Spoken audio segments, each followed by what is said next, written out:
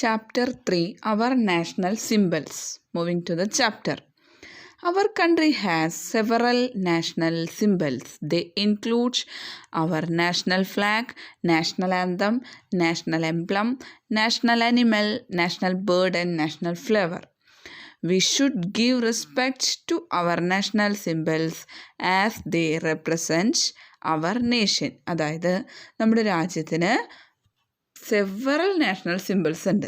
Okay, അത് ഏതൊക്കെയാണ്?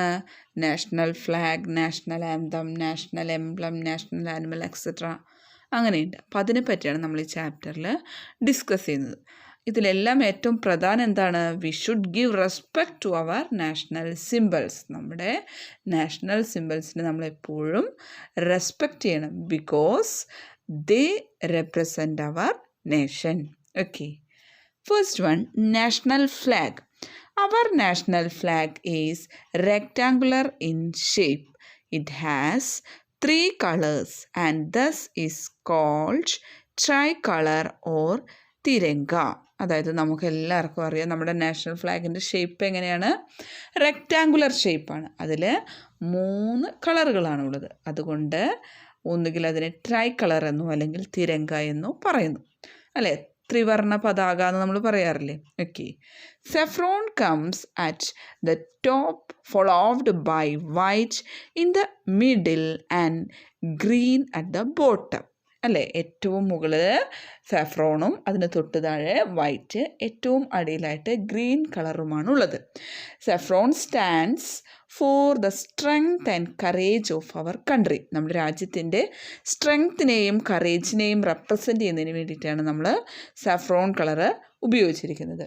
The white colour indicates peace and truth, and the green color shows the fertility, growth and prosperity of the land. White colour എന്തിനാണ് represent ചെയ്യുന്നത്? പീസും അതുപോലെ തന്നെ ട്രൂത്തും, അതിനെയാണ് വൈറ്റ് കളർ കൊണ്ട് റെപ്രസെൻ്റ് ചെയ്യുന്നത്. ഇനി ഏറ്റവും അടിഭാഗത്തുള്ള ഗ്രീൻ കളർ അതെന്തിനാണ്? Fertility, growth and prosperity. നമ്മുടെ രാജ്യത്തിൻ്റെ ഫെർട്ടിലിറ്റി, അതുപോലെ ഗ്രോത്ത്, പ്രോസ്പെരിറ്റി ഇതിനെയൊക്കെ റെപ്രസെൻ്റ് ചെയ്യാനാണ് നമ്മൾ ഗ്രീൻ കളറ് ഫ്ലാഗിൽ ഉപയോഗിച്ചിരിക്കുന്നത്. In the center of the white band there is a navy blue wheel, അല്ലേ? നിങ്ങൾ ശ്രദ്ധിച്ചിട്ടുണ്ടാവും. വൈറ്റ് ബാൻഡിൻ്റെ സെൻറ്ററിലായിട്ട് നേവി ബ്ലൂ കളറിൽ ഒരു വീലുണ്ട്, അല്ലേ? This is the Ashoka Chakra. ആ വീലിനെ നമ്മൾ എന്താ പറയുക? Ashoka Chakra. It has 24 spokes which stand for motion and progress. ഇനി ഈ അശോക ചക്രയ്ക്ക് എത്ര സ്പോക്സ് ഉണ്ട്? 24 സ്പോക്സ്. അതെന്തിനാണ് റെപ്രസെൻ്റ് ചെയ്യുന്നത്? Motion and progress of our nation. It also indicates the number of hours in a day. അതുകൂടാതെ തന്നെ ഈ 24 സ്പോക്സ് കൊണ്ട് ഒരു ദിവസത്തിലെ 24 അവേഴ്സിനെ കൂടെ റെപ്രസെൻ്റ് ചെയ്യുന്നുണ്ട്. Okay, the ratio of the size of the flag is 3:2 proportion. ഇനി നമ്മുടെ നാഷണൽ ഫ്ലാഗ് റെക്റ്റാങ്കുലർ ഷേപ്പാണെന്ന് പറഞ്ഞു. അതിൻ്റെ സൈസിൻ്റെ റേഷ്യോ 3:2 എന്ന പ്രൊപ്പോർഷനിലാണ്. Okay, our national flag was designed by Pingali Venkayya. ആരാണത് ഡിസൈൻ ചെയ്തിരിക്കുന്നത്? Pingali Venkayya. Okay, the national flag is seen on government buildings. ഇനി എവിടെയാണ് നമുക്ക് നാഷണൽ ഫ്ലാഗ് കാണാനായിട്ട് കഴിയുക? ഗവൺമെൻറ് ബിൽഡിങ്സിൽ കാണാൻ പറ്റും. We hoist it during Independence Day and Republic Day. ഇനി നമ്മളെപ്പോഴാണ് നാഷണൽ ഫ്ലാഗ് ഹോയിസ്റ്റ് ചെയ്യുന്നത്? ഇൻഡിപെൻഡൻസ് ഡേക്കും അതുപോലെ തന്നെ റിപ്പബ്ലിക് ഡേക്കും. There are some rules to be followed while hoisting our national flag. നമ്മുടെ നാഷണൽ ഫ്ലാഗ് ഹോയിസ്റ്റ് ചെയ്യുമ്പോൾ നമ്മൾ ശ്രദ്ധിക്കേണ്ട കുറച്ച് കാര്യങ്ങളുണ്ട്. Some of them are following given below. അതിൽ കുറച്ച് കാര്യങ്ങൾ താഴെ പറയുന്നുണ്ട്.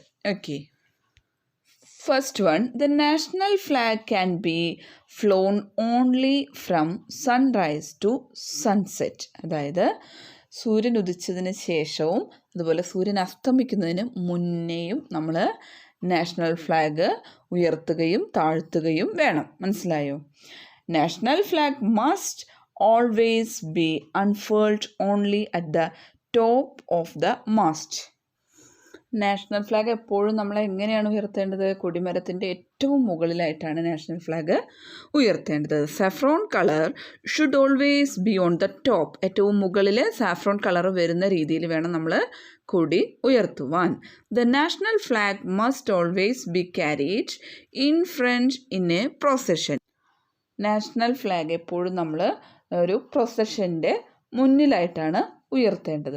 Okay, we must not hoist a dirty or torn flag. അതായത് വൃത്തിയില്ലാത്തതോ അല്ലെങ്കിൽ കീറിയതോ ആയ ഫ്ലാഗ് നമ്മൾ ഒരിക്കലും ഉയർത്താനായിട്ട് പാടില്ല. The national flag must always be carried over the right shoulder. നമ്മുടെ റൈറ്റ് ഷോൾഡറിൻ്റെ മുകളിലായിട്ടായിരിക്കണം എപ്പോഴും നമ്മൾ നാഷണൽ ഫ്ലാഗ് പിടിക്കേണ്ടത്. Whenever the national flag is being hoisted, we must stand at attention and salute it. എപ്പോഴൊക്കെ നമ്മൾ നാഷണൽ ഫ്ലാഗ് ഉയർത്തുന്നുണ്ടോ അപ്പോഴൊക്കെ നമ്മൾ എന്ത് വേണം?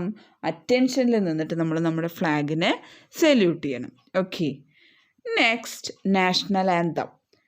Every country has A national anthem which is sung or played on important occasions. ഓരോ രാജ്യത്തിനും അവരുടെ national anthem ഉണ്ടാവും അല്ലേ? അത് അവരുടെ ഇമ്പോർട്ടൻ്റ് ഒക്കേഷൻസിൽ ഓരോ കൺട്രിയിലുള്ളവരും അത് ആലപിക്കാറുണ്ട്. Our national anthem Jana Gana Mana was written by our famous poet Rabindranath Tagore. It was written originally in Bengali but was later translated into Hindi. അതായത് നമ്മുടെ നാഷണൽ ആന്തം ഏതാണ്? ജനഗണമന അല്ലേ? അത് എഴുതിയിരിക്കുന്നത് ആരാണ്? പോയറ്റ് രബീന്ദ്രനാഥ ടാഗോർ. ഓക്കെ, അദ്ദേഹം അത് ബംഗാളിയിലാണ് ആദ്യമായിട്ട് എഴുതിയത്. പിന്നീട് അത് ഹിന്ദിയിലേക്ക് ട്രാൻസ്ലേറ്റ് ചെയ്യപ്പെടുകയാണ് ഉണ്ടായത്. Okay, it is a song in praise of our country. നമ്മുടെ രാജ്യത്തെ പ്രകീർത്തിച്ചുകൊണ്ടാണ് നമ്മുടെ ദേശീയഗാനം എഴുതിയിരിക്കുന്നത്. We should stand at attention while singing or hearing it. നമ്മളെപ്പോഴും അറ്റൻഷൻ പൊസിഷനിൽ നിന്നുകൊണ്ട് വേണം ദേശീയഗാനം പാടുകയോ അല്ലെങ്കിൽ അത് കേൾക്കുകയോ ചെയ്യുമ്പോൾ നിൽക്കേണ്ടത്. Okay, the playing or singing of the full version of the national anthem is approximately 52 seconds. അതായത് നമ്മുടെ നാഷണൽ ആന്തം ഫുള്ളായിട്ട് പാടുന്നതിന് വേണ്ടി നമ്മൾ എത്ര സമയമാണ് ഉപയോഗിക്കുന്നത്? ഏകദേശം 52 seconds ആണ് നമ്മളതിന് ഉപയോഗിക്കാനായിട്ട് പാടുള്ളൂ. Okay, next national emblem.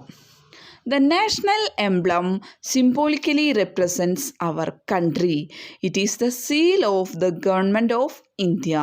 It can be seen on government documents, coins, currency notes, letters and envelopes. അതായത് നാഷണൽ എംബ്ലം എന്തിനാണ് റെപ്രസെൻ്റ് ചെയ്യുന്നത്? നമ്മുടെ രാജ്യത്തെ തന്നെയാണ് റെപ്രസെൻ്റ് ചെയ്യുന്നത്. ഇനി ഗവൺമെൻറ് ഓഫ് ഇന്ത്യയുടെ സീലായിട്ട് ഉപയോഗിക്കുന്നത് ഈ നാഷണൽ എംബ്ലമാണ്. ഇനി നമുക്കത് എവിടെയൊക്കെയാണ് കാണാനായിട്ട് സാധിക്കുക? Government documents, coins, currency notes, അതുപോലെ ഗവൺമെൻറ് ലെറ്റേഴ്സ് ആൻഡ് എൻവലപ്സ്. ഈ കാര്യങ്ങളിലൊക്കെ നമുക്ക് ഈ നാഷണൽ എംബ്ലം കാണാനായിട്ട് കഴിയും. Our national emblem has been taken from the lion capital of a pillar that was erected by Emperor Ashoka in Sarnath near Varanasi in Uttar Pradesh. അല്ലേ, കഴിഞ്ഞ ചാപ്റ്ററിൽ നമ്മൾ പഠിച്ചതാണ്. നമ്മുടെ നാഷണൽ എംബ്ലം എന്തിൽ നിന്നാണ് രൂപകൽപ്പന ചെയ്തിരിക്കുന്നത്? ഉത്തർപ്രദേശിലെ വാരണാസിക്കടുത്തുള്ള സാർനാഥ് പില്ലർ അല്ലെങ്കിൽ അശോക ചക്രവർത്തി സ്ഥാപിച്ചിട്ടുള്ള lion capital of a pillar, അതിൽ നിന്നാണ് നമ്മുടെ നാഷണൽ എംബ്ലം സ്വീകരിച്ചിരിക്കുന്നത്. Okay, the emblem has 4 lions phasing the 4 directions. ഇനി എംബ്ലത്തിൽ 4 ലയൺസ് ആണുള്ളത്. അത് 4 ഡയറക്ഷൻസിലാണ് ഇരിക്കുന്നത് അല്ലേ? 4 ഡയറക്ഷനെ ഫേസ് ചെയ്യുന്ന രീതിയിൽ. These 4 lions symbolise power, courage, pride and confidence. ഇനി ഈ 4 ലൈൻസിനെ കൊണ്ട് നമ്മൾ റെപ്രസെൻ്റ് ചെയ്യുന്നത് എന്താണ്? Power, courage, pride and confidence. They are the guardians of the 4 directions. ഈ 4 ഡയറക്ഷൻ്റെയും ഗാർഡിയൻസ് ആയിട്ടാണ് നമ്മൾ ഈ 4 ലൈൻസിനെ റെപ്രസെൻ്റ് ചെയ്യുന്നത്. Okay, only 3 lions can be seen at A time. ഒരു സമയത്ത് നമുക്ക് 3 ലൈൻസിനെ കാണാനായിട്ട് പറ്റുള്ളൂ. ഓക്കെ, മറ്റേ 4ാമത്തെ ലൈൻ എവിടെയായിരിക്കും? ബാക്ക് സൈഡിലായിരിക്കും അല്ലേ? അതുകൊണ്ട് നമുക്ക് ഒറ്റ നോട്ടത്തിൽ 3 ലൈൻസിനെയാണ് കാണാനായിട്ട് സാധിക്കുള്ളൂ. There is A bull and A horse at the base of the emblem. ഇനി എംബ്ലത്തിൻ്റെ ബേസിൽ എന്താണുള്ളത്? ഒരു ബുള്ളും അതുപോലെ തന്നെ ഒരു ഹോഴ്സിൻ്റെയും പിക്ചർ കാണാനായിട്ട് നമുക്ക് കഴിയും അല്ലേ? The bull stands for hard work and the horse stands for energy and speed. ഇനി ബുൾ എന്തിനാണ് റെപ്രസെൻ്റ് ചെയ്യുന്നത്? ഹാർഡ് വർക്കിനെയും, ഹോഴ്സോ എനർജിയും സ്പീഡും. ഇതിനെയാണ് നമ്മൾ ബുള്ളും ഹോഴ്സും ഉപയോഗിച്ചിരിക്കുന്നത്. There is Ashoka Chakra between the bull and the horse. ഇനി ബുള്ളിൻ്റെയും ഹോഴ്സിൻ്റെയും നടുവിലായിട്ട് എന്തുണ്ട്? അശോക ചക്രയുണ്ട് അല്ലേ? Satyameva Jayate is written below the Ashoka Chakra. Ashoka ചക്രത്തിൻ്റെ താഴെയായിട്ട് എന്ത് എഴുതി വെച്ചിട്ടുണ്ട്? Satyameva Jayate. It means truth only wins. എന്താണ് അതിൻ്റെ അർത്ഥം? ട്രൂത്ത് മാത്രമാണ് എപ്പോഴും വിജയിക്കുകയുള്ളൂ. In short, the national emblem symbolise the qualities of an Indian citizen. ഒരു ഇന്ത്യൻ സിറ്റിസൻ്റെ ക്വാളിറ്റീസിനെയാണ് നാഷണൽ എംബ്ലം കൊണ്ട് റെപ്രസെൻ്റ് ചെയ്യുന്നത്. ഓക്കെ.